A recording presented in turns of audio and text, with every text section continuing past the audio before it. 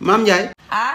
est-ce que xam nga ne fan yii yaa ma teree takk jabar. te ngaa takk jabar te xam ne du ma sëy yow man du ma sëy xale. maam kon xamoo ne yow yaa tax man duxaanuma wutuma kenn di nga sëy ak man de. bu dee man maa tax doxaanoo wutoo kenn bu yeboo nga dem doxaane ndax du ma sëy ak yow. xamal ne dinaa la lëjmat ba nga sëy ak man. man seen réewande yooyu ngeen nekkee di lëjmat nit ñi man benn xale du ma lëjmat. maam de la ngay wax ba duma la ubbi man loolu laa gisul. benn xale du ma ubbi xalaatuma ko sax sama àdduna. man de lan moo tax bëggoo ñu sëy man loolu moo ma jaaxal. man du ma sëy ak benn xale bu réew. moo kon yow ci ay réewande rek nga ko teg moo tax nga bañ. waa ñaata at laa la magee. ñaata at nga ma mage. fanweeri at ak juróom-ñaar dafa.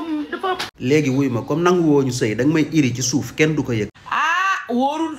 dara nekku si waay. wóorul. waaye lan moo si wóor a dinañ def loolu. wóorul xam naa li ma la wax. li ma la wax nii xalaat si nga xool. sama xel mi dem na daal. waaye lan mooy yóbbu sa xel bi booy xalaatal si loolu. man daal sama xel mi dem na te xaw ma lu yóbbu sama xel mi. waaye léegi doxal wan ma ginnaaw ma xool. no.